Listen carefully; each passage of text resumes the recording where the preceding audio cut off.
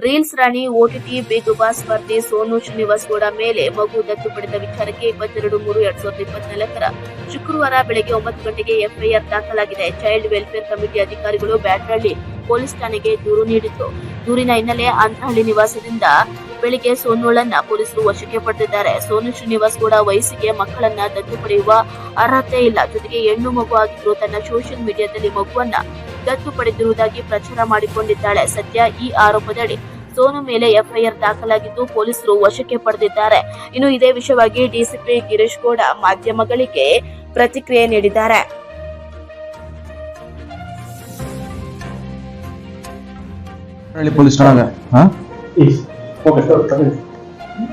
ನಿನ್ನೆ ದಿನ ಬ್ಯಾಟರಳ್ಳಿ ಪೊಲೀಸ್ ಠಾಣಾ ವ್ಯಾಪ್ತಿಯಲ್ಲಿ ಈ ಮಕ್ಕಳ ಮತ್ತು ಮಹಿಳಾ ಕಲ್ಯಾಣ ಇಲಾಖೆಯಿಂದ ಒಬ್ಬರು ಅಧಿಕಾರಿ ಬಂದು ಒಂದು ಕಂಪ್ಲೇಂಟ್ ಕೊಡ್ತಾರೆ ನಮ್ಮ ಬ್ಯಾಟರಳ್ಳಿ ಪೊಲೀಸ್ ಠಾಣೆಗೆ. ಏನಂದರೆ ಒಬ್ಬರು ಸೋನು ಗೌಡ ಅಂತ ಹೇಳಿ ಒಬ್ಬರು ಸೆಲೆಬ್ರಿಟಿ ಅಂತೆ, ಅವರು ಒಂದು ಮಗುನ ಅಡಾಪ್ಟ್ ಮಾಡ್ಕೊಳ್ತಾರೆ. ರಾಯಚೂರಿಂದ ತಂದು ಒಂದು ಮಗುನ ಅಡಾಪ್ಟ್ ಮಾಡ್ಕೊಳ್ತಾರೆ, 8 ವರ್ಷದ ಮಗುನ.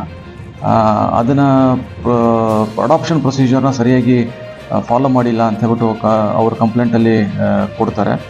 ಅದ್ರ ಜೊತೆಗೆ ಇನ್ನೊಂದೇನೆಂದರೆ ಅವರು ಏನೋ ರೀಲ್ಸ್ ಮಾಡ್ತಾರೆ ಈ ಯೂಟ್ಯೂಬಲ್ಲಿ ಮತ್ತು ಸೋಷಿಯಲ್ ಮೀಡಿಯಾದಲ್ಲಿ, ಆ ಮಗುನ ಇಟ್ಕೊಂಡು ರೀಲ್ಸ್ ಮಾಡ್ತಾರೆ ಅಂತ ಹೇಳಿ ಕಂಪ್ಲೇಂಟ್ ಕೊಟ್ಟಿದ್ದಾರೆ. So it's illegal under JJ act ಮತ್ತು ಜುವೆನೈಲ್ ಜಸ್ಟಿಸ್ ಆ್ಯಕ್ಟಲ್ಲಿ ಇಟ್ಸ್ ಅನ್ ಅಫೆನ್ಸ್ ಅಂತ ಹೇಳಿ ಒಂದು ಕಂಪ್ಲೇಂಟ್ ಕೊಟ್ಟಿರೋ ವಿಚಾರವಾಗಿ ನಾವೊಂದು ಕಂಪ್ಲೇಂಟನ್ನು ತಗೊಂಡು ಇವತ್ತು ಬೆಳಿಗ್ಗೆ ಅವರನ್ನು ನಾವು ಅರೆಸ್ಟ್ ಮಾಡಿದ್ದೀವಿ.